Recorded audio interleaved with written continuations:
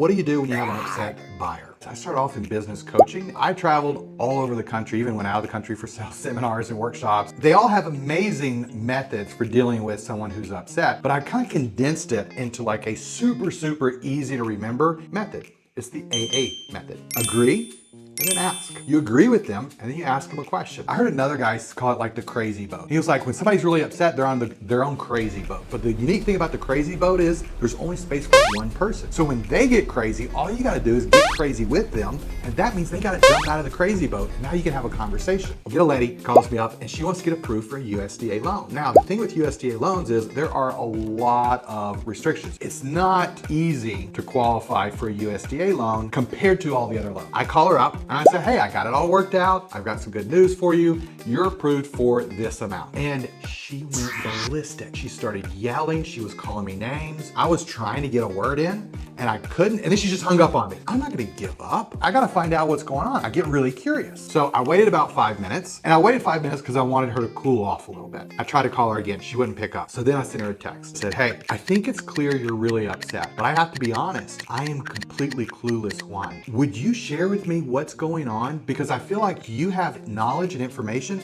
that I don't have, because maybe there's a way that we can figure this out. I'd still like to work with you. I'm gonna call you in about 5 minutes. So that's what I did. I waited another 5 minutes. So I called her up and I said, hey, I have no clue what's going on. Would you share with me what's happening? She's like, well, you're the third lender I've talked to. The first lender approved me for an amount like this high, and I got under contract, and then they came back and denied me. So then I went with another lender who approved me for a lower amount, went under contract, and then they denied me. And now I'm talking to you and you're giving me an even lower number, and I have to agree with her. I'm like, this is horrible. I can't believe it. Why in the world would they do that to you? I have no idea what they did, but they clearly didn't do their job right. What did that mean to you? How frustrating was that? And she's like, yeah, it is frustrating. And so she starts going on and on and on. And I tee off of another thing that she says. Oh man, I bet it's also pretty discouraging. Notice I kind of slowed the tone down at that point. And she was like, yeah, it is, because I don't know what's true anymore. I said, okay, well, would you be okay if I talked you through why my number's lower and what I've done to guarantee you can close on a house and not do to you what the two other lenders did? And she was like, yeah, sure. So then I went in and explained what I was gonna do, how I was gonna do it. But you notice what did I do? I agreed with her, and then I asked her the question. If you do that,